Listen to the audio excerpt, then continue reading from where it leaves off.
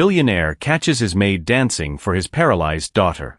A barefoot woman from the islands, her apron askew from a long day's work, stepped into the sunlit living room and found the billionaire's little girl lost in her wheelchair shadow. Her eyes dull with unspoken grief. Then she did something no one could have foreseen. She began to dance, not for praise, not for a raise, but simply to coax a spark back into the child's world. What happened next would change all of their lives forever. Larry Ellison was one of the most formidable titans in the tech world. His empire spanned cutting-edge software to sprawling coastal estates, earning him the whisper of the unbreakable code among boardrooms and headlines alike. Because whatever he built, it scaled without flaw. Yet behind the sleek columns of his Malibu mansion, his deepest fracture wasn't a deal gone sour. It was the hush of a daughter whose giggles he ached to reclaim. His only daughter Eva, once a whirlwind of twirls and whispers at 7 years old, had been left paralyzed after the shattering car crash that stole her mother's final breath. Once her joy bounced off the walls like a melody half-sung. Once she spun through the sunrooms, arms wide as if hugging the light. But now she wheeled in quiet corners, gazing at patterns in the floor, her fire banked to embers. At first, Larry waged war on the wound with his fortune. He jetted her to Zurich for precision surgeries, to Tokyo for neural rehab, to London for experimental stimulators. Every push met the same brutal echo. Eva's spark dulled further. Her words thinned to murmurs. She seldom stirred beyond the routines that pinned her days in place. Larry, armored in boardroom steel to the outside eye, felt the fracture widen with each untouched meal. He watched her drift into the vastness of her own silence. But one humid afternoon, something unforeseen stirred. Eva rested motionless in the living room, her gaze adrift toward the vine-wrapped terrace, tangled in memory. A rhythm caught the air's edge, soft, insistent, like waves lapping forgotten shores. She turned her head faintly. There, in the heart of the polished space, stood Sylvia, her middle-aged maid from Jamaica, toes curling into the cool tile, her uniform sleeves rolled against the warmth. Her skirt swayed as if stirred by an unseen breeze, her palms tracing arcs like stories etched in motion. An old calypso tune hummed low from her lips, pulling at the room's stillness. At first, Eva only watched, her fingers slack on the armrests. Then a corner of her mouth lifted. Sylvia dipped low, her bare feet whispering patterns across the floor, arms blooming open like hibiscus in rain. Eva's hand twitched upward. And then, like sunlight cracking clouds, she laughed.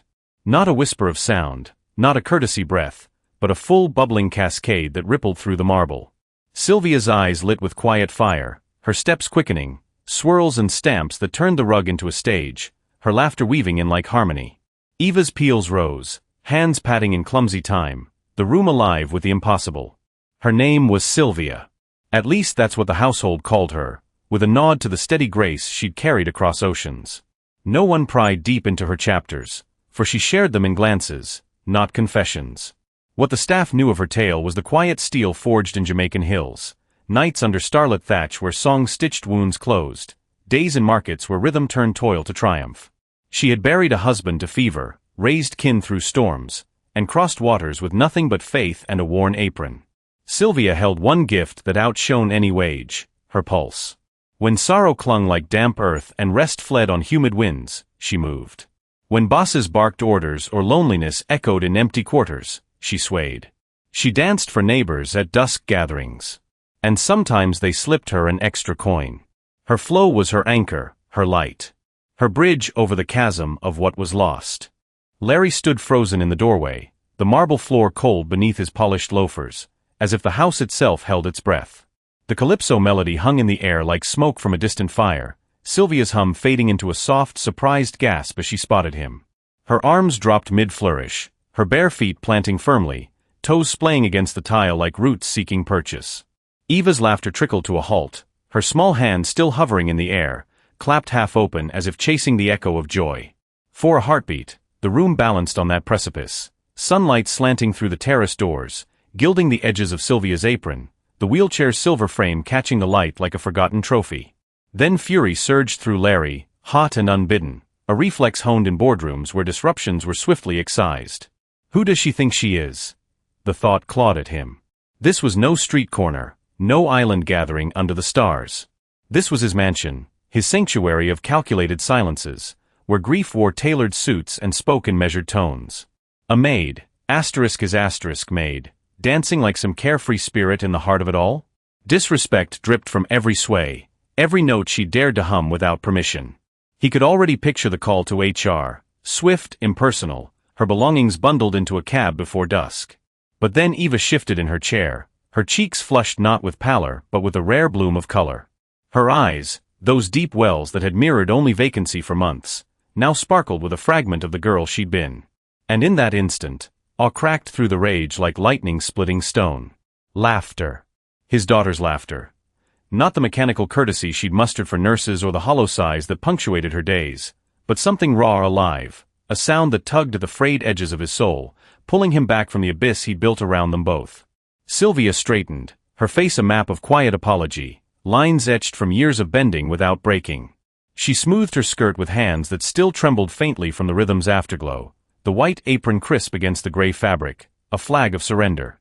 "Mr. Ellison, sir," she said, her voice a gentle lilt, carrying the soft roll of Jamaican hills, like rain on banana leaves. She stepped forward, not with the deference of fear, but with the steady grace of someone who knew the weight of words unspoken. "I beg your pardon. I didn't mean to overstep. Miss Eva." She looked so heavy today, like the clouds before a storm. I thought a little music might lift her, even for a moment. Make her smile, if the good Lord allowed." Larry's jaw tightened, the words landing like pebbles in a still pond, rippling, but not yet disturbing the depths of his anger. He glanced at Eva, who watched them both with wide eyes, her fingers twisting the hem of her dress, a habit from brighter days. "Smile," he echoed, his voice low, edged with the steel that had closed billion-dollar deals. "This isn't a playground, Sylvia. It's not your place to decide what lifts her spirits. You've got duties, cleaning, cooking, silence when it's needed. Not this." He gestured vaguely at the room, at the invisible stage she'd claimed, his hand slicing the air as if to erase the intrusion. She nodded, eyes downcast but not defeated, her shoulders curving inward like a tree yielding to wind. "Yes, sir. I know my place. But children, they hold pain different, don't they? It sits in the bones, heavy as wet sand. Back home, we dance it out, Mama with her little ones after a fever passed, or Auntie swaying through the hurt of a lost harvest. Not to forget, but to remember we're still moving. I only wanted a spark for her. Forgive me if I took too much liberty." Her words hung there, simple and unadorned, wrapping around the fury in his chest like vines claiming a wall. Larry opened his mouth to summon the dismissal. "Pack your things, asterisk." The phrase bitter on his tongue, practiced in the art of severing ties that no longer served. The staff would handle it discreetly, a new hire by week's end, vetted and voiceless. But before the command could form, a sound pierced the tension, a giggle. Soft at first, bubbling from Eva like air escaping a sealed bottle. She covered her mouth with both hands, eyes darting between her father and Sylvia, the mirth spilling over despite the sudden gravity. It was Eva's doing, pure, unfiltered, triggered perhaps by the sight of Larry's stern face clashing with Sylvia's earnest one, or the lingering ghost of the dance in the air. But it rooted him to the spot, that giggle, a tiny anchor in the storm of his resolve. He stared at his daughter, the sound wrapping around his heart like the first warm breath after winter. How long since he'd heard it? Months? A year? It wasn't the full cascade from moments before, but it was something, a thread of light in the tapestry of loss. Firing Sylvia now would snip it clean, and the thought twisted in him, sharp as regret. He exhaled, the breath ragged, his hand dropping to his side. "Go," he said finally, the word clipped but lacking its earlier venom. "Finish your rounds. We'll discuss this later."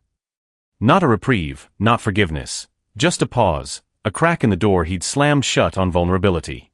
Sylvia inclined her head, murmuring a quiet "thank you, sir," before gathering a feather duster from a side table, her movements fluid, unhurried, as if the world bent to her tempo rather than the other way around.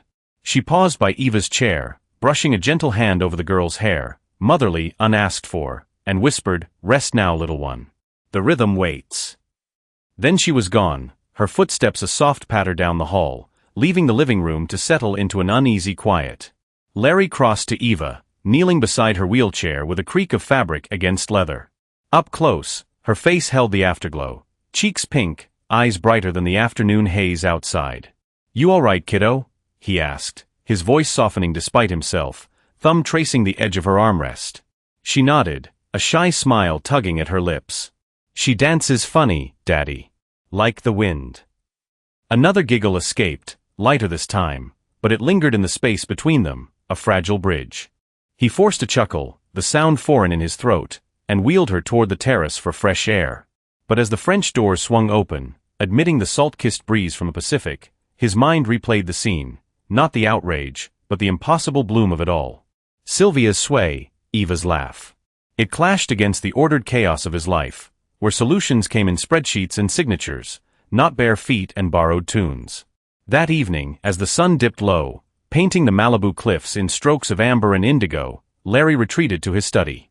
The room was a fortress of dark wood and glass, floor-to-ceiling windows overlooking the endless blue, shelves lined with first editions and awards that gleamed like distant stars. He poured a scotch, neat, the ice clinking a solitary rhythm against the crystal.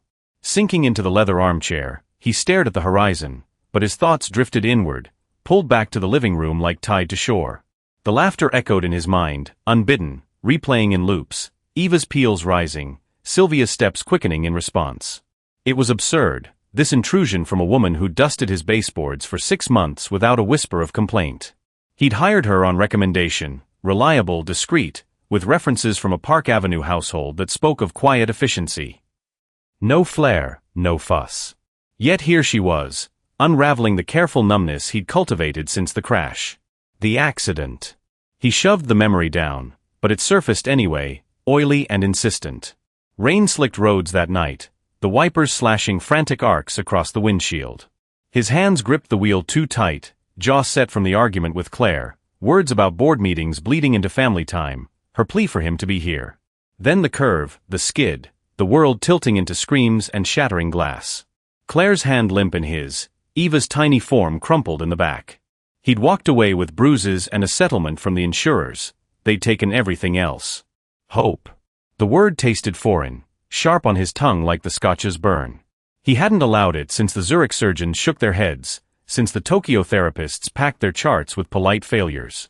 Hope was a luxury for lesser men, not architects of empires. But tonight, in the hush of his study, with the ocean murmuring beyond the glass, he felt its ghost stir, a faint pulse, sinking to the rhythm he'd overheard. Eva's giggle, replaying again. Sylvia's explanation, humble as earth after rain. He set the glass down, fingers drumming the armrest. Refuse it, he told himself. Asterisk, it's a fluke. A momentary lapse. Asterisk, tomorrow, he'd review the staff logs, consult with the butler about protocols. Restore order. Yet even as the resolve hardened, a sliver of all lingered, softening the edges. For the first time since the hospital beeps and the funeral sterile hush, something in the mansion felt possible. Down the hall, the house staff gathered in the kitchen for their evening shift change, cooks wiping counters, the butler tallying linens. Larry appeared in the doorway, his silhouette tall against the warm glow of pendant lights, startling the group into hushed deference. "Mr. Ellison," the butler ventured, straightening his vest. "Is there?" "Sylvia," Larry cut in, voice even, betraying none of the war within. "The maid from the East Wing. Don't reassign her. Not yet." The words landed soft as a directive, but they carried the weight of a stay of execution. The staff exchanged glances, subtle, trained in the art of invisibility, but nodded as one. "Understood, sir." He turned away without another word, the door clicking shut behind him. In the quiet that followed, the mansion exhaled, its silences a little less absolute. Outside, the waves crashed on indifferent, but inside, a rhythm had begun to take hold, one beat at a time. Days slipped into one another like waves lapping the Malibu shore, each carrying a subtle shift in the mansion's pulse. Larry's directive lingered in the staff quarters like a half-spoken promise, not a full embrace, but enough to let Sylvia's shadow lengthen without interruption. She returned to her rounds with the same quiet efficiency, polishing silver in the mornings, folding linens with folds sharp as secrets. But in the afternoons, when the sun hung high and heavy, filtering gold through the terrace vines, she sought out the living room. Not with fanfare, but with the certainty of tide. It began tentatively, those first dances after the almost dismissal. Sylvia would wheel Eva to the sun-dappled space, the girl's chair gliding over Persian rugs like a boat on calm waters. "Just a little sway today, Miss Eva," she'd murmur, her voice a thread of warmth against the room's cool expanse. No grand overtures, just a soft humming, low and lilting, tunes plucked from memory like wildflowers from a hillside. An old mento rhythm, perhaps, or the lazy roll of a sea shanty her grandmother sang to soothe fevered brows. Her feet bare once more, traced gentle arcs on the tile, hips loosening in a sway that mimicked palm fronds in a breeze. Arms rose slow, palms turning skyward as if gathering light, her apron fluttering like a surrendered flag. Eva watched at first, her gaze tentative, fingers curled loose on the armrests. But the sound, the hum weaving through the air like smoke, drew her in. A clap came next, hesitant, one hand meeting the other with a soft pop that echoed faintly off the marble. Then another, gaining rhythm, her small palms sinking to Sylvia's steps. Laughter followed, not the full torrent of that first afternoon, but ripples, bright, unexpected bursts that chased the shadows from her eyes. The halls, once vaults of muffled footsteps and distant chimes, began to carry it, echoes bouncing from vaulted ceilings, seeping under doors like sunlight through cracks. By the week's end, the routine had woven itself into the house's bones. Sylvia's hums grew bolder, laced with whispered stories, tales of rivers that danced over stones in Jamaica, of children who mended broken kites with song. Her steps lightened, inviting, a gentle invitation for Eva to mirror from her chair, a lift of the arms, tentative at first, elbows bending like new branches testing wind. "Feel it here," Sylvia would say, pressing a hand to her own chest, then guiding Eva's to the same spot. "The beat don't care if you're standing or sitting. It lives inside." And Eva responded, in ways that bloomed quiet but sure. Her claps sharpened into applause, hands rising higher with each session, fingers splaying like stars unfurling. Words trickled back too, fragments at first, shy as dewdrops. Again she'd whisper after a particularly fluid twirl, or faster Sylvia, the name stretched like taffy, laced with a giggle. Meals lingered longer at the table, her fork traced patterns in peas rather than pushing them aside. The wheelchair, once a throne of isolation, became a perch for possibility, her posture easing from slump to subtle lean forward, as if leaning into the melody. The staff felt it first, those invisible threads that bound the mansion's daily weave. In the kitchen, over steaming pots and the hiss of sinks, whispers took root. Maria, the cook with flour-dusted elbows, leaned close to the butler during a mid-morning lull. "You hear it, don't you? That laugh, it's like the old days before the rain came down." The butler nodded, polishing a stem of crystal with absent strokes. "Miss Sylvia's spirit is working magic, that's what. Not spells or such, mind, no, just that fire she carries. Like she's pouring sunshine straight into the girl's veins." The word spread, a gentle undercurrent through the east wing. Chambermaids folding sheets with knowing smiles, gardeners pausing shears to catch the faint hum drifting from open windows. They spoke of it in hushed tones, not with envy, but with a shared awe, the way Sylvia moved through her chores unchanged, yet somehow amplified, her presence a quiet revolution. No one dared voice it to Larry. The man was a silhouette of command, his footsteps a cue for deference. But in their glances, in the way they lingered a beat longer near the living room doors, the magic took hold. Larry, for his part, orbited the edges, drawn despite the barriers he built. The balcony overlooking the living room became his unintended vigil, a wide expanse of teak and glass, half hidden by gauzy curtains that billowed like ghosts in the sea breeze. He'd meant to review quarterly reports there one afternoon, tablet in hand, the oceans roar a white noise bomb for his focus. But the hum pulled him, faint at first, threading through the French doors like an errant signal. He set the device aside, rising to part the drapes just enough, a sliver of view, enough to observe without intrusion. From that perch, he watched, shadowed and silent, as the days unfolded. Sylvia's form filled the frame, her skirt whispering against her calves, bare feet claiming the floor with unapologetic grace. Eva's chair centered like a stage, the girl's face tilting upward, arms lifting now in earnest echo, higher each time, elbows locking with a child's fierce determination. Laughter spilled freely, weaving with the hum into a tapestry of sound that reached even his hidden eyrie. Pride warred within him, a familiar sentinel. Asterisk, this is my house. My rules. What place has a maid's whimsy here? Asterisk, it chafed, the humility required to let it be, the admission that his vaults of wealth, his summons of specialists, had yielded nothing but echoes. Yet awe undercut it, softening the edges like tide on stone. Eva's progress was no illusion, it was tangible, a spark fanned to flame. One such afternoon, as the sun dipped toward the horizon in a haze of peach and lavender, Larry leaned closer to the glass, the curtain brushing his cheek like a conspirator's whisper. Sylvia had shifted the rhythm today, a slower cadence, her hands tracing waves from hip to shoulder, inviting Eva to follow. The girl obliged, arms arcing upward, her face alight with concentration and delight. A particularly exuberant clap landed off-beat, sending them both into peals, Sylvia's rich and rolling, Eva's high and breathless. And in that moment, unbidden, Larry's lips curved. Not a full smile, not yet, but a tug at the corners, faint as dawn lightening a cove. He felt it register, the muscles unused for years, stiff with disuse and the weight of unspoken blame. His hand rose instinctively to his mouth, as if to capture it, to question its betrayal. When was the last time? The thought flickered unanswered, but the warmth lingered, a quiet thaw in the fortress of his chest. He pulled back then, letting the curtain fall like a veil, the reports forgotten on the table. The conflict churned, pride demanding he descend, reclaim control with a measured word, humility whispering to let the rhythm play out, just this once. He chose the latter, retreating to his study with the echo of laughter trailing him like a shadow-turned friend.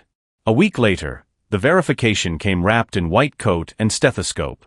Dr. Harlan, the neurologist from Cedars-Sinai, a man of clipped precision and wire-rimmed glasses, arrived unannounced, his leather satchel thumping onto the hall console like a punctuation mark. Larry met him in the foyer, the air thick with the scent of fresh orchids and the faint lingering trace of Sylvia's midday hum. "Routine check," Harlan said, shaking hands with the firmness of fact. "Blood work came back stable. But I want to see her in motion." They wheeled Eva to the sunroom, adjacent to the living room, where light poured in like liquid gold. Sylvia hovered at the edges, unobtrusive, her apron pocket bulging with a small tin of ginger chews, Eva's favorite for warding off nausea. The exam unfolded methodically, reflexes tested with a rubber mallet's tap, range of motion charted with a clinician's nod. But as Harlan listened to her lungs, the door creaked open, and Sylvia slipped in with a tray, herbal tea for the doctor, a sippy cup for Eva. "Just passing through, sir," she murmured to Larry, eyes down, but her presence shifted the air, softening it. Eva, perhaps sensing the routine's end, clapped her hands once, sharp, playful, drawing Harlan's gaze. "What's this?" he asked, pen pausing over his tablet. Larry cleared his throat, a shield against explanation, but Eva filled the silence. "Sylvia dances," she said simply, her voice clear, threaded with that new lilt. "Makes me laugh." The doctor's brow arched, glancing between them. "Dances." He set the tablet aside, folding his arms.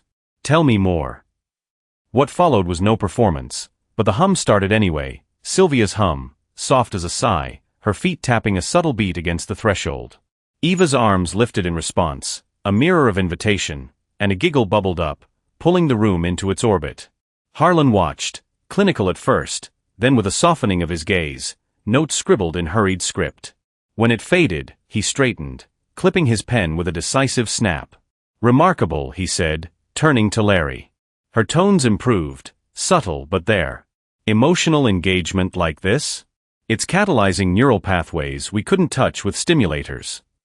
He paused, eyes flicking to Sylvia, then back. "Whatever you're doing, Mr. Ellison, keep it going. This isn't just progress. It's a breakthrough." Larry nodded, the words landing like rain on parched earth, validation, unearned yet undeniable. "Noted," he replied, voice steady, but inside, the conflict eased a fraction, humility gaining ground. Harlan gathered his things, offering Sylvia a rare, approving nod, "Keep that rhythm coming," before departing into the drive's curve. The afternoon waned, sunlight slanting long across the floors. Sylvia wheeled Eva back to the living room, the chair's hum a counterpoint to the quiet that followed. As they settled, the maid knelt beside her, hands enveloping the girl's smaller ones, thumbs tracing gentle circles. "You did good today, little rhythm keeper," she whispered, her face close, eyes warm as hearth coals. "The doctor's right, it's working. And you know what? We'll teach your body to dance again. Even if it takes one toe at a time." Eva's fingers squeezed back, a promise in the press, and outside, the ocean sighed its eternal song, as if in agreement. The doctor's words echoed in Larry's mind long after the taillights of the black SUV vanished down the winding drive, swallowed by the eucalyptus shadows. Keep it going. Simple, clinical, yet they landed like a verdict in a courtroom he'd long avoided. He lingered in the sunroom's doorway, watching as Sylvia adjusted Eva's blanket with the care of a weaver mending threads. The girl's eyes, still bright from the exam's playful coda, met his for a beat, trusting, unscarred by the undercurrents that churned in him. She smiled, small and secret, before turning back to the maid's low murmur. Outside, the Pacific rolled its endless murmur, indifferent to breakthroughs or burdens. But as the afternoon softened into amber haze, Larry felt the weight settle heavier, a familiar anchor dragging at his chest. Guilt. Not the abstract kind that boardroom rivals flung like barbs, but the visceral sort, etched into his bones like fault lines in the earth. It had been there since the screech of tires on wet asphalt, since the hospital's fluorescent hum and the chaplain's hollow condolences. He was the driver that night. Not Claire, with her gentle hands on the wheel during errands, or some faceless chauffeur he'd outsourced the mundane to. Him, Larry Ellison, architect of empires, wielder of accelerators that bent markets to his will. His foot on the pedal, his distraction at the helm. He retreated to the study that evening, the room's cool sanctuary closing around him like a confessional booth.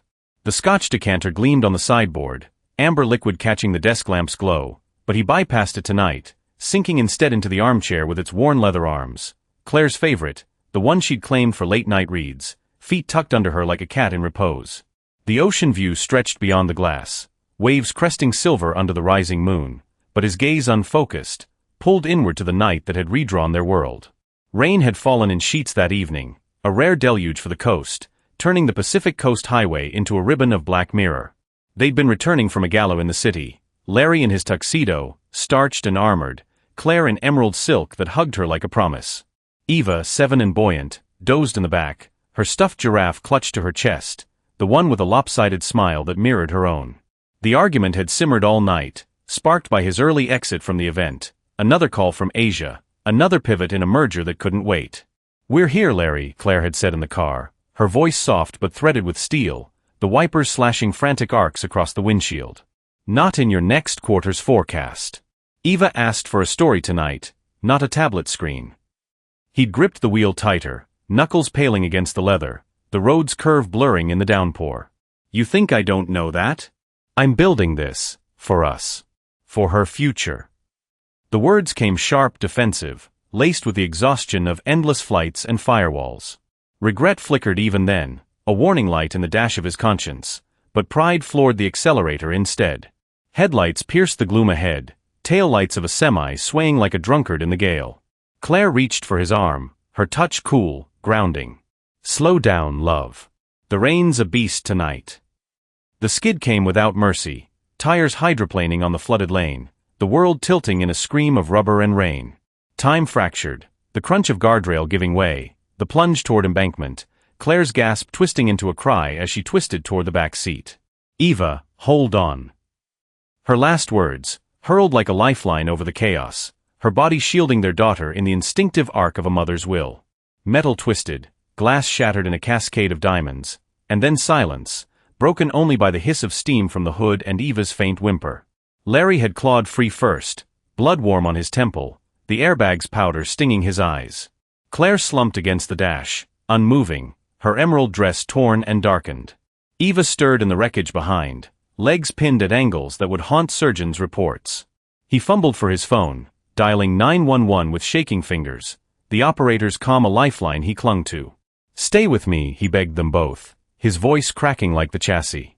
But Claire's eyes, when they fluttered open one final time, held no accusation, only sorrow deep as the sea.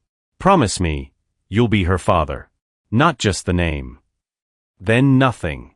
The paramedics' lights painted the scene in strobing blue, and Larry's world narrowed to the wail of sirens and the weight of a promise he feared he'd already broken. Back in the study, the memory released him with a shudder, leaving him hollowed, the armchair's leather creaking under his shift. How many nights had he replayed it? The if-only stacking like unpaid debts. If he'd listened, slowed, let the merger wait. If he'd been the husband she deserved, not the titan who eclipsed them all. Guilt wasn't a guest, it was the landlord, collecting in the currency of sleepless dawns and the sight of Eva's empty smile. Money had bought the best care, the gleaming mansion as a gilded cage, but it couldn't erase the truth. He'd been the wheel that turned their lives to ruin. A soft knock at the door pulled him from the depths. Sylvia, tray in hand, bearing a pot of chamomile tea and a plate of Eva's favorite shortbread, edges crisp and sugared. She moved with her usual economy, setting the tray on the side table without a word, but her eyes, those knowing pools, dark as rum, lingered on him a fraction too long. Not pity, not presumption, but recognition, like spotting a kindred scar beneath fine cloth. For the little one if she wakes, she said, voice low, the lilt wrapping around the words like kudzu. And for you, sir. Nights like this, tea steeps better than spirits. He nodded absently, but she didn't retreat. Instead, she paused by the window, gazing out at the moon-silvered waves, her hands folding at her waist. The silence stretched, companionable yet probing, until she turned, her gaze steady. I see it in you, Mr. Ellison, the carry of old rains. Heavy, like the ones that flood the hills back home. Drowns the crops, yes, but the river runs on. Larry's throat tightened, the urge to dismiss her rising like bile. Know your place. But the words died unspoken, her presence, unyielding in its gentleness, disarmed him. What do you know of it? He murmured, more to the shadows than to her. Sylvia tilted her head, a sad smile ghosting her lips. Enough. A husband gone too soon to the sea's temper, a child I couldn't save from the fever's grip. Guilt, it sits like stone in the belly, whispers you the storm that broke the shore. But sometimes. She stepped closer, voice dropping to a hush, as if sharing a prayer. Sometimes the ones who carry guilt forget they're still alive. Breathing the same air, feeling the same sun. It don't make the hurt less, but it makes room for mending. One breath at a time. Her words pierced clean, no sermon, just truth laid bare like riverbed after flood. Larry looked away, the ocean's churn mirroring the tumult within, but something shifted, a faint loosening, as if the stone she'd named had cracked. She left then, the door clicking soft behind her, the tea steaming untouched. The next afternoon marked a turning. Larry descended the stairs earlier than usual, drawn by the hum filtering from the living room, Sylvia's voice, weaving a new melody brighter, laced with a patter of imagined rain on tin roofs. He paused in the hall, coat still draped over his arm from a morning meeting cut short, the conflict of the night before lingering like fog. Join them? Pride balked, but the pull was stronger now, a current he couldn't outmaneuver. He entered quietly, the door sighing on its hinges, and took a seat on the periphery, a low-slung chair by the bookshelves, half in shadow. Sylvia glanced up, her steps faltering a breath, but she nodded once, inclusive, before resuming, hips swaying in a gentle figure eight, arms undulating like vines in wind. Eva's eyes lit at his arrival, her arms already mid-lift, mimicking the flow with growing assurance. Daddy. Watch, Sylvia says it's like being a tree in the breeze. Larry managed a nod, throat dry, as the rhythm enveloped him. The maid's movements were poetry in motion, bare feet padding soft, skirt flaring like petals in a zephyr. He felt adrift, the boardroom's precision no match for this uncharted grace. Tentatively, he clapped, awkward at first, palms meeting with a thud offbeat, like a novice at Morse code. Sylvia's hum adjusted, slowing to guide him, and Eva giggled, her own claps sinking in encouragement. Like this, Daddy, clap clap whoosh. Session by session, he returned. The clapping steadied, his hands finding the pulse, though his shoulders stayed rigid, the tuxedo ghost of formality clinging. He watched Eva from his vantage, her imitations blooming, arms tracing Sylvia's arcs from her chair, fingers fluttering like leaves caught in updraft, torso swaying in subtle counterpoint. No standing, no miracles of stride, but motion nonetheless, deliberate, joyful, her face alight with the thrill of echo. Laughter filled the room again, not echoes but cascades, Eva's high trills weaving with Sylvia's warm chuckles, Larry's rare, rumbling joins threading through like bass notes unearthed. One golden afternoon, as sunlight pooled on the rugs like spilled honey, the air thickened with it. Sylvia led a livelier tune, a sky-inflected bounce that quickened the space, her feet stamping light tattoos on the tile. Eva leaned forward in her chair, arms pumping in exaggerated sweeps, her laughter peeling free, unrestrained, infectious, bouncing off the walls like the girl she'd been before the rain. Larry clapped harder, caught in the tide, a genuine smile cracking his features, unself-conscious for the first time. As the melody faded, Sylvia knelt by Eva, wiping a bead of effort sweat from the girl's brow with her apron's hem. That's my dancer, she whispered, pride blooming in her voice. Eva beamed, breathless, then turned to Larry.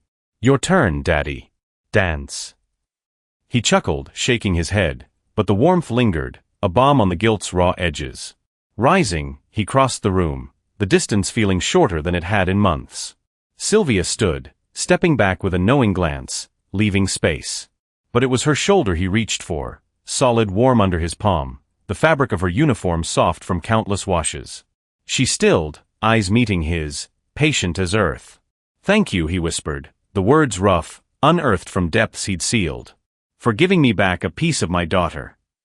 Sylvia's hand covered his, brief and steady, her smile a quiet horizon. She's always been there, sir. Just needed the right song to call her home. The ocean sighed beyond the terrace, and for a moment, the mansion held its breath, no longer a tomb, but a vessel adrift on possibility.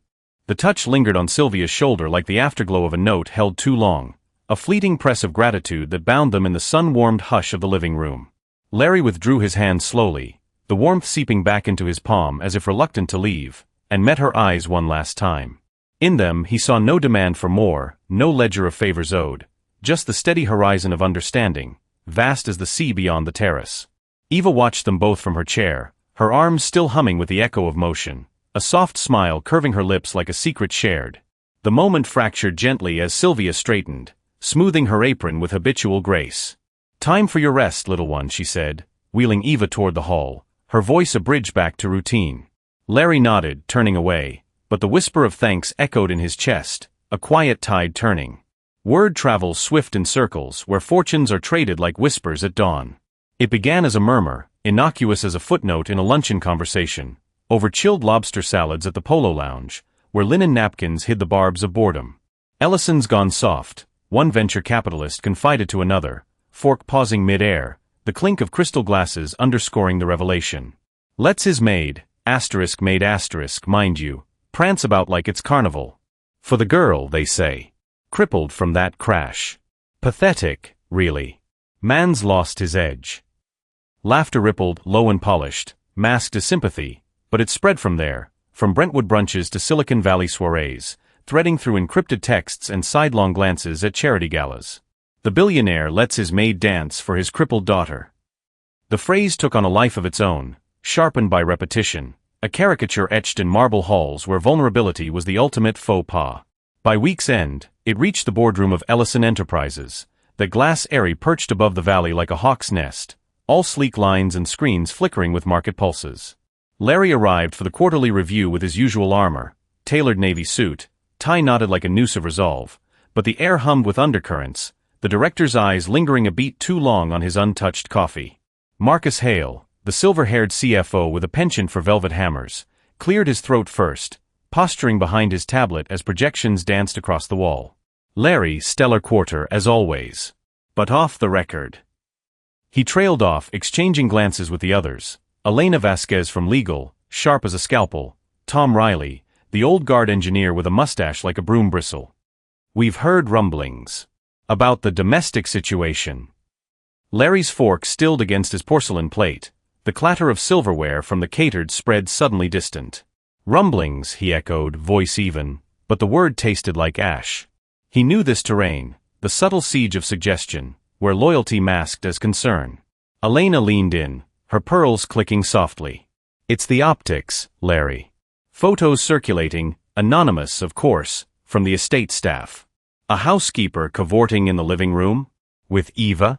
It paints you as indulgent, distracted. Investors whisper, competitors circle. Fire her. Clean slate. We can spin it as refocusing on family priorities. Ridicule laced their counsel, veiled in boardroom velvet. Tom's chuckle, dry as dust.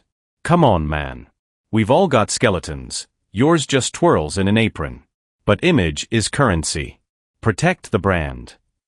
Judgment hung unspoken, the implication clear. A titan felled not by markets, but by a Maid sway. Larry felt the old reflexes stir, deflect, delegate, dominate. He could summon HR with a nod, dispatch Sylvia to some distant reference check, restore the mansion's silences to sterile perfection. The hesitation came unbidden, a snag in the script, Eva's laughter, replaying like a melody uncoiling in his veins, Sylvia's hand covering his, steady as root. He set his fork down, the china ringing soft as a bell tolling. The room stilled, directors leaning forward like hounds scenting yield. "She's doing more for my daughter than any of you ever could," he said, the words emerging low, unyielding, laced with a heat he hadn't anticipated. Not a shout, but a stone dropped into still water, ripples spreading, faces paling in the fluorescent glow. Elena's brow arched, Tom's mustache twitched. "Larry." "No." He rose, chair scraping back like a line drawn in sand, his shadow stretching long across the conference table. "You've got your spreadsheets, your spin cycles. But Eva? She's not a line item. Sylvia's not a liability. She's the only one who's cracked the code on joy in that house. Fire her? Over your whispers? I'd sooner torch the quarterly." The silence that followed was thick, charged, the projections flickering on like indifferent stars. Marcus coughed. "Tablet forgotten." "Understood. We'll table optics for now." Larry nodded once, curt, and strode out, the elevators to send a cool exhale against his skin. Defiance thrummed in his pulse, not pride's hollow echo, but something deeper, a valuing of flesh over facade, heartbeats over headlines. Back at the mansion, the whispers of the elite faded against the domestic hum, the true undercurrent running beneath marble and glass. Eva's nights had softened in those intervening weeks, the jagged edges of wakeful hours smoothing to peace. No longer did the monitors beep their lonely vigils at 3 a.m., rousing Larry from fitful dozes with the specter of her cries. Instead, sleep claimed her gently, chest rising steady under quilts embroidered with silver threads, dreams perhaps, woven from the day's rhythms. Sylvia had taken to the evenings now, after baths and stories, her presence a quiet ritual in the girls' room. She dimmed the lamps to a glow like fireflies trapped in pearl, settling on the edge of the bed with hands folded patient in her lap. "Hush now, little wave," she'd hum, the lullaby unfurling soft as mist, a melody Claire had favored, plucked from some forgotten vinyl in the sunroom, all gentle swells and ebbs like the tide pulling home. Sylvia's voice carried it now, rich with island cadences, words in patois blending with English like rum and honey. "Sleep come easy moone watchin', stars day winkin' down de lane." Eva's eyelids would flutter, lashes casting shadows on cheeks rounded with returning health, her fingers loosening from the giraffe's worn fur. No force, no prescription, just the song, bridging the chasm grief had carved, evoking the mother in notes that lingered like salt on skin. Larry would pause in the hall some nights, ear to the door's grain, the harmony seeping through like balm. It stirred ghosts, yes, Claire's laugh and the lyrics' lilt, but also gratitude, a mending of fractures he'd long deemed irreparable. In those stolen listens, Larry's arc deepened, the man who'd once measured worth in zeros and acquisitions beginning to tally in softer coin. Reputation? A currency debased by the boardroom's chill, its gleam tarnished against the warmth of Eva's unguarded grin. Humanity crept in at the edges, in the way he'd linger post-dance, swapping awkward pleasantries with Sylvia over cooling tea, in the quiet donations he'd greenlit to island charities, anonymous wires to Jamaica's rhythm schools, sparked by her tales. No grand gestures, but shifts, a pause before emails, a walk unhurried through the gardens where Eva now directed her chair with budding command. The elite's judgments echoed faint now, drowned by the mansion's emerging chorus, claps, hums, the ocean's eternal underscore. One twilight, as lavender bled into the sky and the first stars pricked the dome, Larry found them in the terrace alcove, Eva dozing in her chair, blanket tucked by Sylvia's hand, the lullaby's final notes fading into cricket song.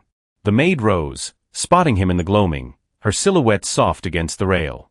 "She's dreamin' tonight, sir. Good ones, I wager."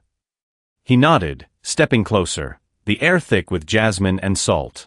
No words passed, but in the shared glance, he saw it reflected, the slow reclamation of what loss had stolen, not through force but flow.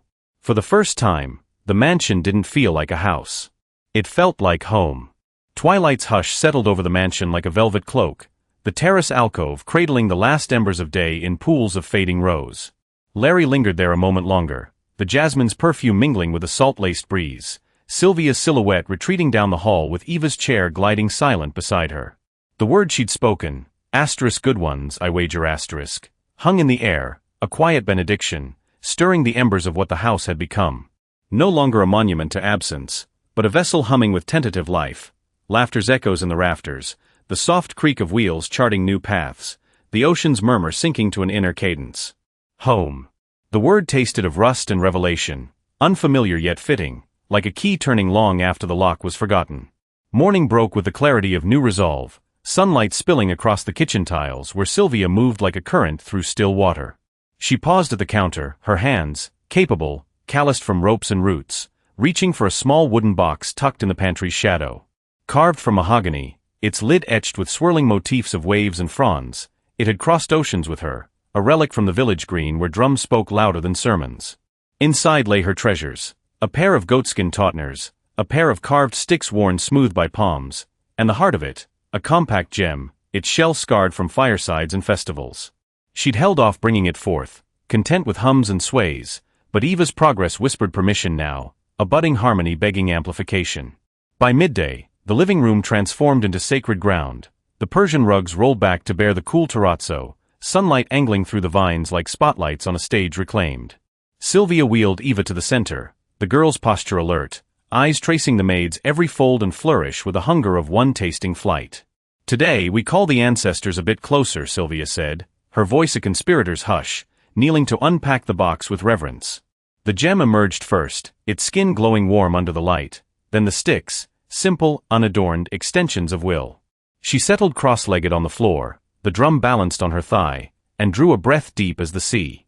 The first beat landed soft, a low thump like heart awakening, dun dun dun, echoing from the village paths where elders gathered under mango trees, rhythms weaving tales of harvest and heartache. Sylvia's hands danced across the skin, fingers slapping high tones that pierced like bird calls, palms muffling bass that rumbled through the floor. Not frantic but insistent, a call and response from earth to sky, the air thickening with the scent of imagined smoke and earth.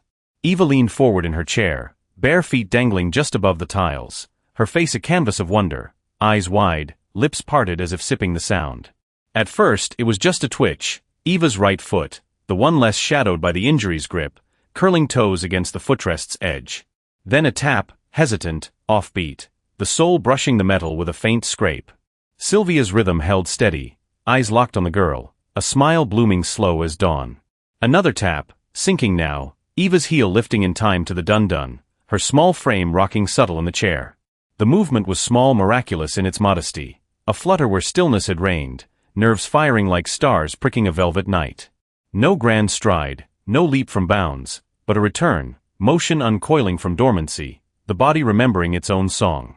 Sylvia's beat quickened, a joyous escalation, sticks blurring in a cascade that filled the room like laughter made tangible. "Dance, my child!"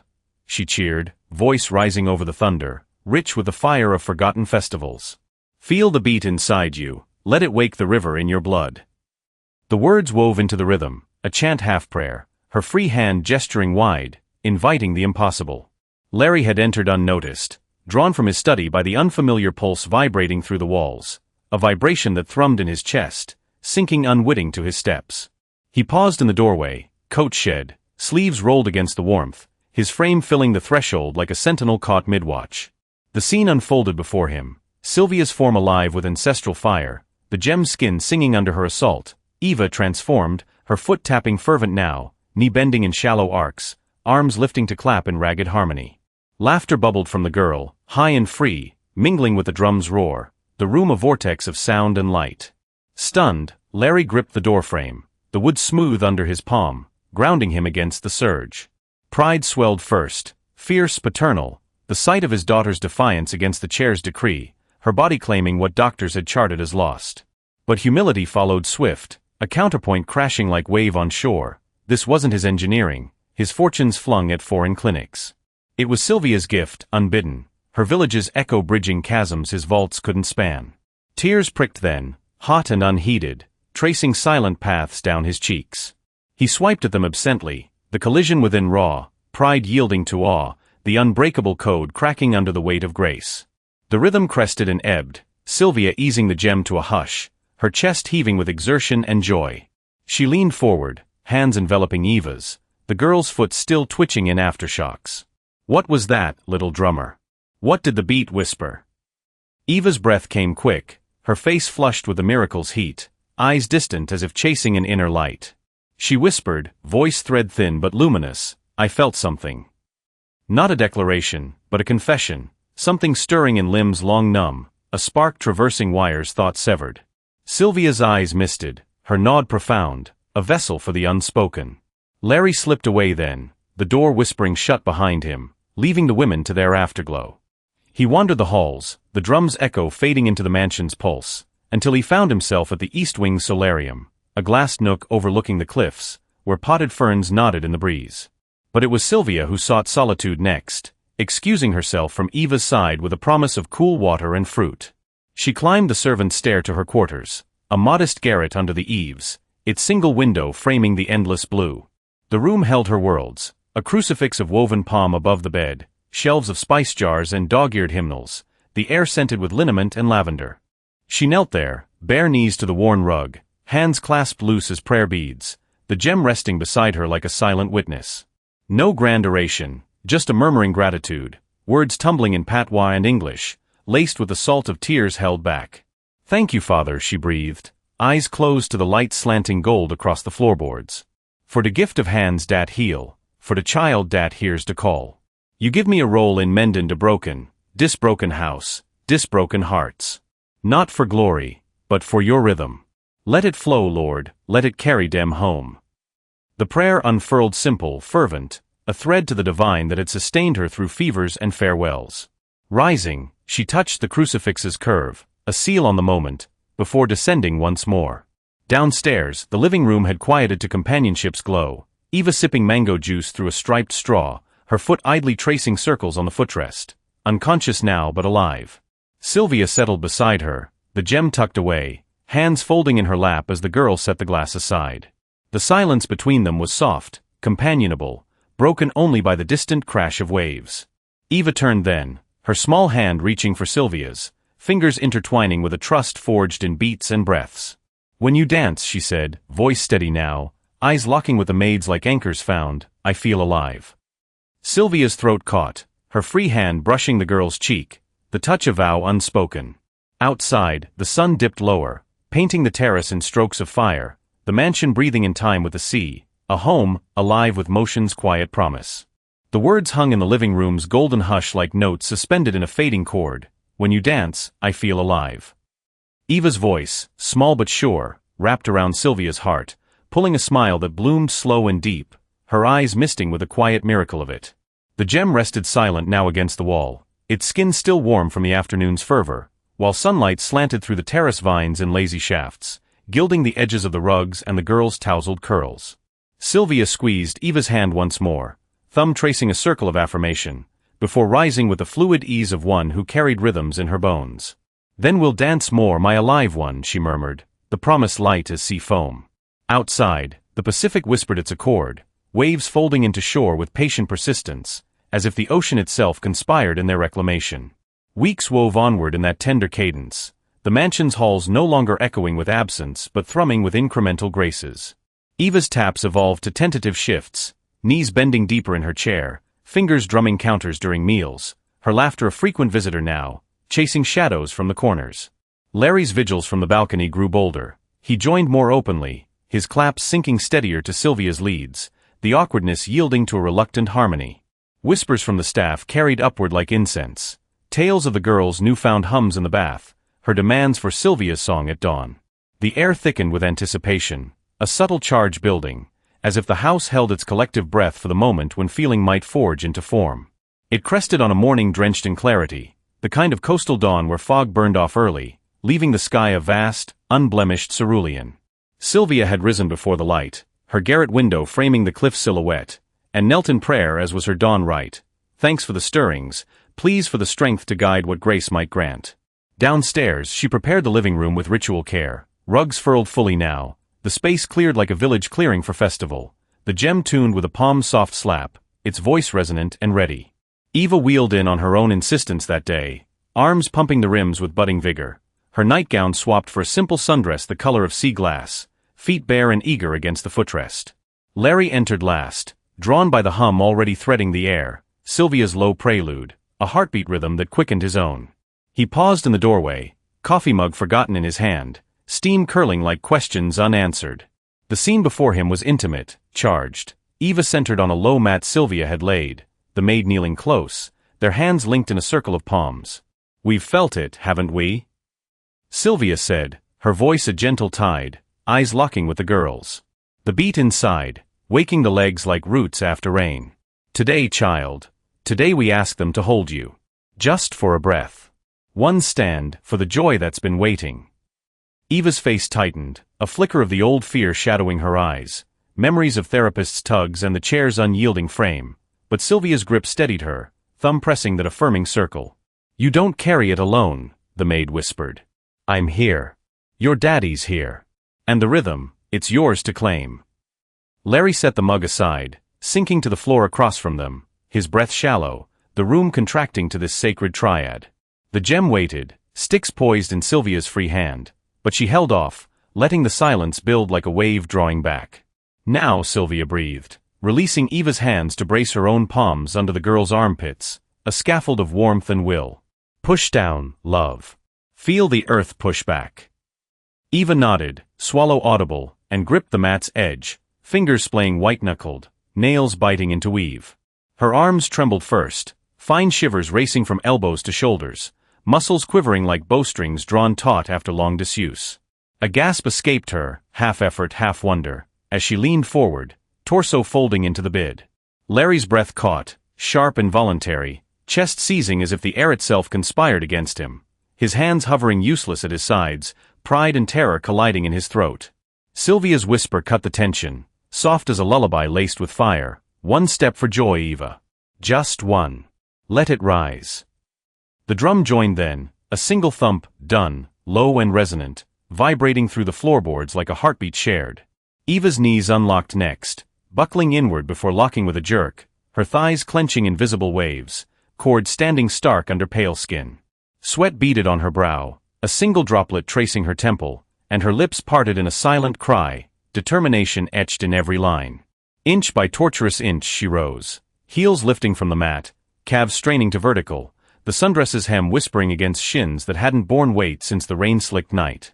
Time fractured into seconds, each eternity. The first wobble, her right ankle twisting faint under the load, Sylvia's arms flexing to counter, her own breath sinking in measured exhales, Larry's vision blurring at the edges, a tear slipping free unbidden as her hips leveled, spine straightening in a defiant arc. The drum pulsed again, dun-dun, urging, and Eva's left foot scraped forward, toes curling for purchase, the full length of her frame unfolding like a flower defiant against frost. She stood. Fully, fleetingly 7-year-old stature reclaimed, bare feet planted wide on the mat, arms outstretched for balance, trembling but triumphant. A sob tore from her then, mingling with a laugh, raw bubbling, the sound of breakthrough unchained, as tears carved paths down her cheeks, joy and release indistinguishable. The world held there, suspended, the ocean's distant roar fading to white noise, vines still outside the terrace like frozen dancers, the gem's echo lingering in the sunlit moats. Eva teetered, a radiant second stretching to 3, her eyes wide with a vertigo of possibility, then gravity asserted, knees buckling soft as surrender. She collapsed forward, not in fall but in fold, straight into Sylvia's waiting arms. The maid caught her seamless, enveloping her in a cradle of strength and silk, rocking gently as laughter pealed anew, muffled against the apron's starch.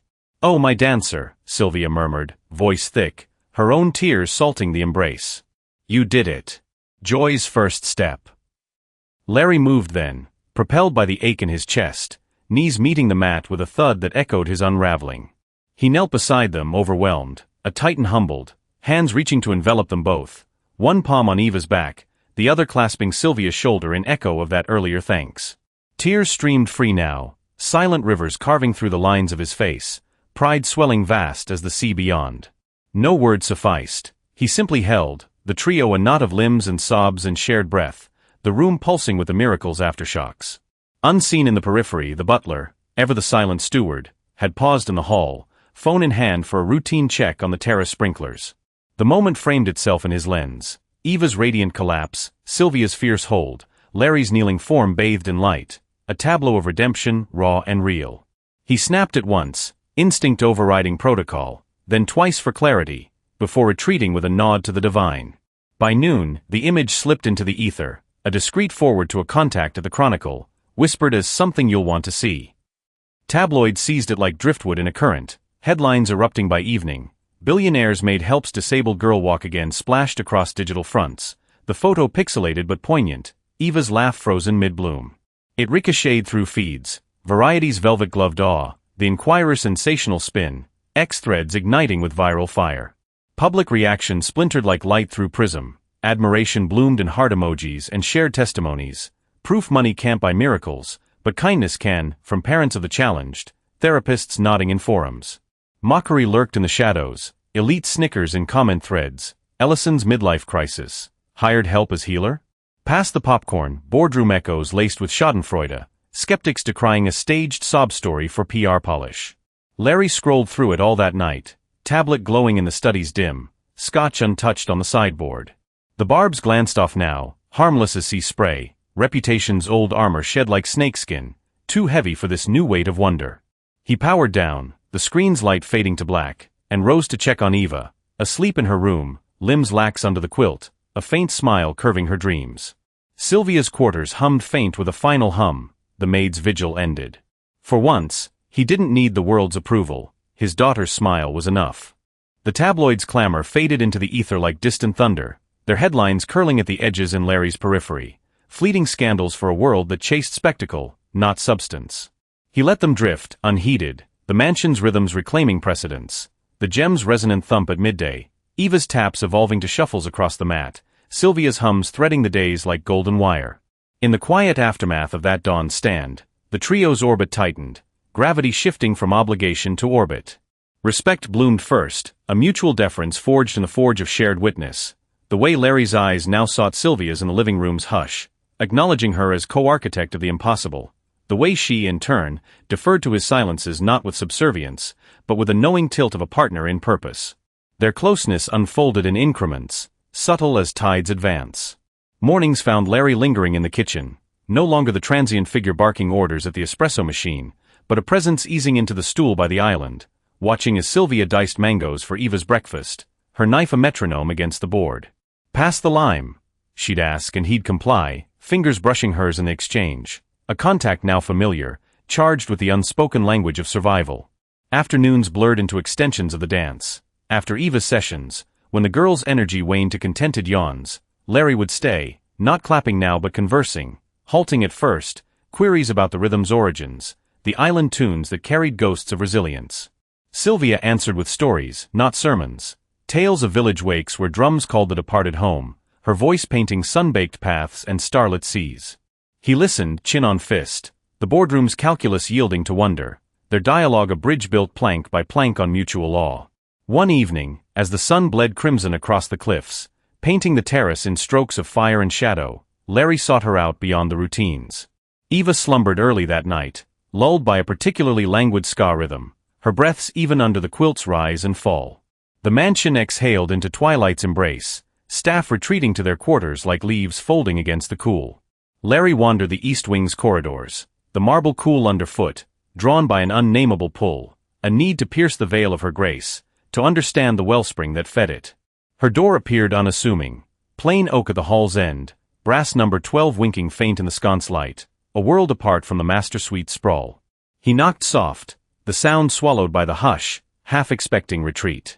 But Sylvia opened promptly, her uniform traded for a simple house dress of faded cotton, hair unbound in a cascade of coils that framed her face like a crown of night. Surprise flickered in her eyes, then welcome, a nod inviting him across the threshold. "Mr. Ellison," she said, voice warm as hearth coals, stepping aside. "Come for tea? Or just the quiet?" The quarters unfolded modest, a revelation in restraint, a single room under sloped eaves, walls papered in pale floral that peeled faint at the corners, a narrow bed draped in quilts stitched with island motifs, waves crashing into palms, stars winking over hills. A crucifix hung above, woven palm fronds yellowed by time, beside a shelf of treasures, dog-eared Bible, a conch shell polished smooth by waves, a framed photo yellowed at edges, Sylvia younger, radiant in white lace, arm linked with a broad-shouldered man whose smile echoed hers, the sea a turquoise blur behind. The air held her essence, lavender from sachets and drawers, the faint spice of jerk seasoning from a hot plate in the corner nook, sunlight's ghost lingering in the lone window's frame. She gestured to a pair of wicker chairs by that window, pouring tea from a chipped pot, ginger and honey, steaming aromatic, before settling opposite. Larry eased into the seat, the wicker creaking under his frame, the space intimate, confining in its honesty. No vast ocean views here, Just the cliff's edge dropping to foam far below, gulls wheeling like punctuation marks. "I wanted to see," he began, voice rough, fingers tracing the mug's rim. "Where the rhythm comes from. Not just the dances, but you. If that's not." She waved it off, smile soft. "Titles fade in small rooms, sir. Here, I'm just Sylvia. And you're the man who listens." The invitation hung, and he leaned in, the words tumbling forth, halting queries about the photo first, the man whose eyes held the same quiet fire. Her late husband, Elias, a fisherman lost to a squall off Montego Bay, nets heavy with catch one dawn, the sea claiming him in a churn of whitecaps and regret. "He'd hum those shanties," she said, gaze distant, tracing the frame's edge. "Taught me rhythm wasn't just feet, it's holding on when the waves pull. We buried him with his favorite conch. Said it'd call him home." Faith followed, unprompted, her hand drifting to the crucifix. "This? It's the anchor. Grew up in the hills, church under thatch roofs, sermons sung more than spoke. God don't hand out easy paths, but he gives the beat to walk 'em. Strength? That's the gift. Knowing broken don't mean finished." She spoke without flourish, stories unfolding like rivers finding sea, raising siblings through cane-field lean years, crossing to the States on a prayer and a cousin's vouch, the fever that took her boy at 5, leaving her adrift until the rhythms called her back. No bitterness laced the telling, just the steady glow of survival, her laugh punctuating the shadows like light through leaves. Larry listened, the mug cooling untouched, her words carving channels in the stone of his solitude. Elias's loss mirrored his own, Claire's absence a squall that hadn't fully cleared, the faith a foreign shore, yet resonant in her unshakable poise. And the strength, not the brute force of boardrooms, but a tensile grace, woven from grief's loom. As she spoke, he glimpsed the peace she carried, not a cloak of serenity, but a core unfractured, radiating calm like embers in ash. Wealth? His vaults brimmed with it, estates in Tuscany, jets on standby, fortunes scripted in code. Yet peace eluded him, chased in mergers and malts, a phantom he'd flung fortunes at without capture. Sylvia held it plain, in conch shells and stitched quilts, a quiet sovereignty no ledger could tally. The realization settled deep, a tide turning inward, as the moon rose silver beyond the window. He set the mug down, voice low. "You've got something I can't buy. Never could. That peace. It's not in the glass walls or the views. It's here." He gestured vague at the room, the life etched in its corners. She nodded, eyes kind, no judgment in the gaze, just recognition, the shared purpose that had drawn him here now a bond tempered finer. Dawn brought decision, crisp as the salt air. Larry rose early, the mansion still hushed, and found his study transformed into command center, laptop open, screens flickering with searches, dance therapy programs, certifications in movement for the neurologically impaired, scholarships veiled as endowments. Sylvia's stories had seeded it, rhythms healing not just Eva, but the boy she'd mentioned once, lost to streets in Kingston, the girl in her village, legs twisted by polio, who swayed to drums until she strode. He drafted the offer that morning, a letter simple as her quarters, funding for the American Dance Therapy Association's intensive, tuition, travel, a stipend to breathe free, framed not as charity, but investment in her light.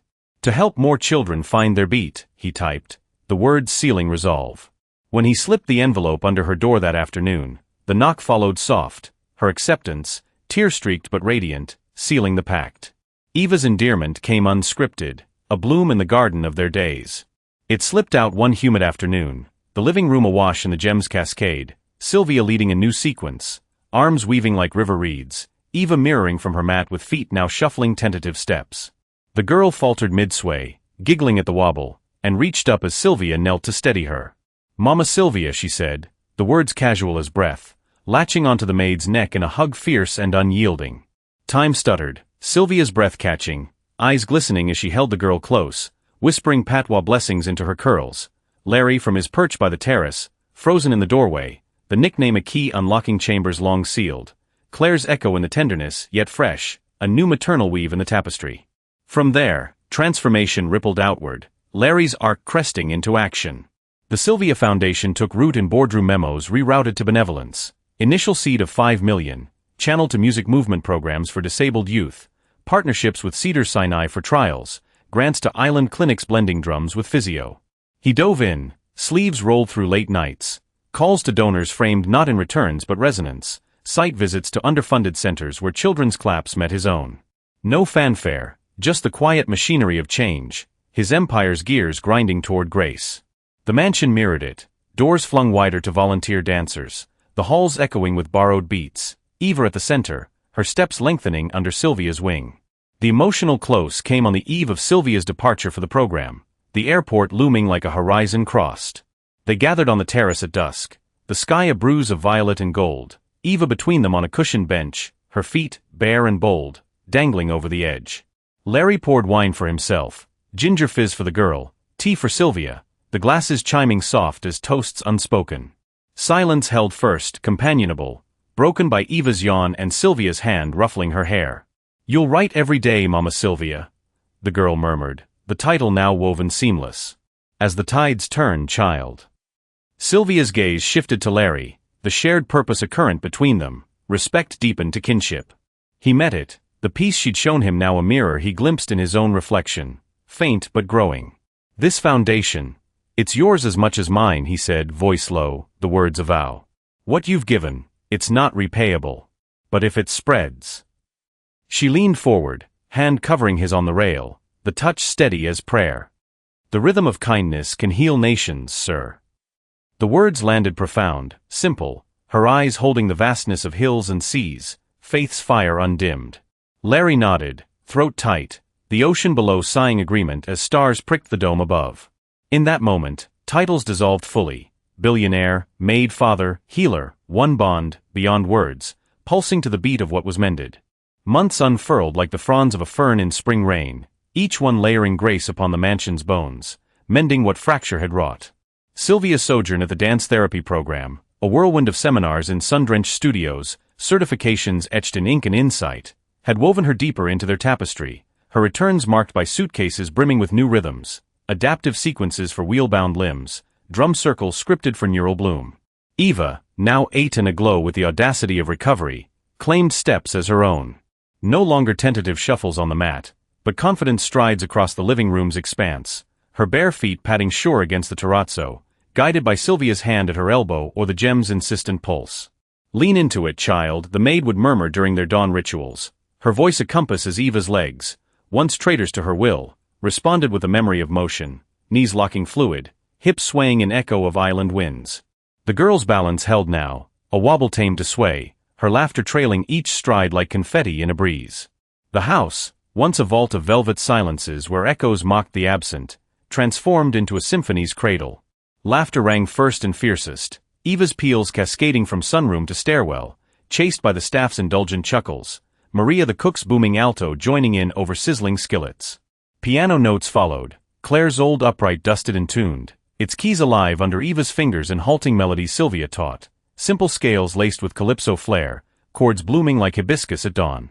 Doors flung wide to the terrace admitted dance's chorus, volunteers from the Foundation's fledgling programs drifting in on weekends, their steps a mosaic of mento and modern, children embraces tapping alongside Eva, the air thrumming with the gem's kin, congas borrowed from a neighbor's garage, a tambourine rattling like distant rain.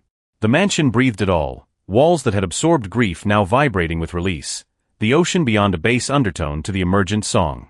Larry orchestrated from the wings at first, his arc complete in quiet commands, the east wing repurposed as a therapy annex, mirrors angled to catch progress, shelves stocked with instruments that whispered possibility. But as the Foundation's roots deepened, clinics in Inglewood pulsing with pilot sessions, grants flowing to Jamaican outposts blending bush medicine with beat, he stepped forward, the titan yielding to steward. The unveiling came on a sapphire afternoon in late summer, the mansion's grand hall aglow with rented chandeliers and garlands of island orchids, air scented with jerk chicken and jasmine wreaths.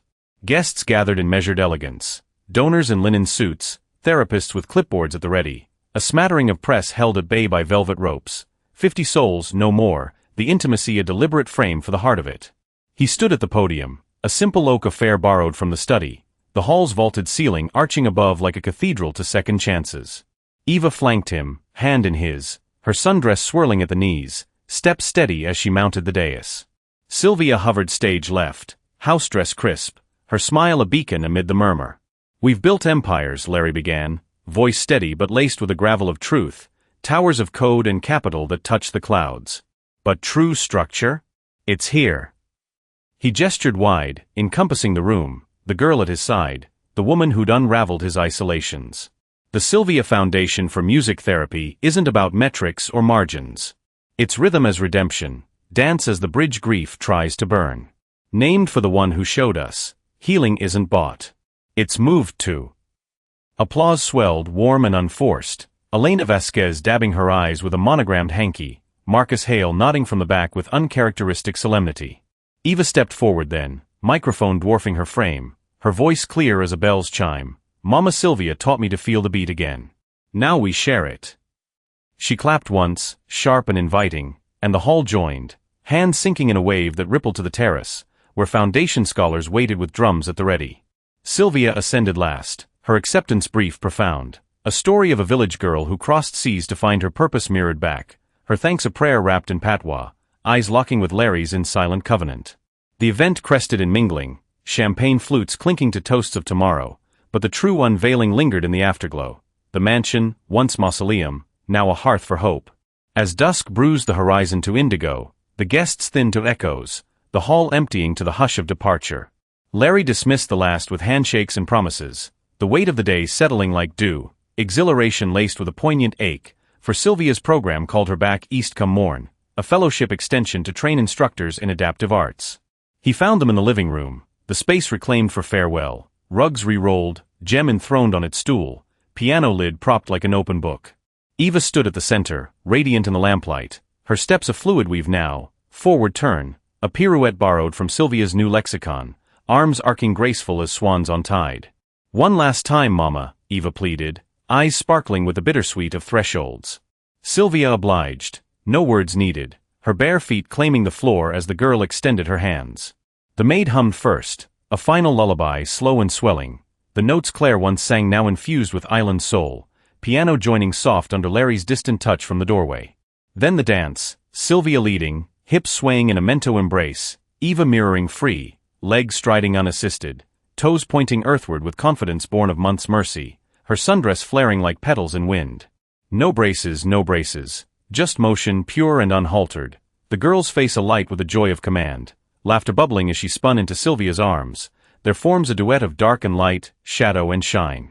Larry watched from the threshold, the scene framing itself in the terrace's glow, moonrise silvering the vines, ocean sighing below like a chorus unseen. Pride swelled eternal, but humility crowned it. The man who'd amassed worlds now beheld his own in this whirl of skirts and steps. Tears traced silent, his whisper escaping to the night, raw as confession. I thought I had everything, but I had nothing until I saw her dance. The melody faded, the pair slowing to a clasp, foreheads touching in the hush. Sylvia knelt then, enveloping Eva in one last cradle, her voice a murmur against the girl's curls. Carry the rhythm, my alive one. It's yours now. Larry crossed to them, drawing them into his fold, the trio a knot against the world's pull. Beyond the glass, the mansion bathed in moonlight's kin. Sunrise would claim it come dawn, music spilling faint from the piano's lingering keys, open doors inviting the sea's song inward. A home reborn. Sometimes the richest hearts are the ones that have been broken, because only then can love dance through the cracks. Thank you for watching this story to the end. If you enjoyed this story, you will surely love the next one. It's as interesting and even more intriguing as you can ever imagine. So do check it out. Click on the image showing on your screen right now to watch the next one.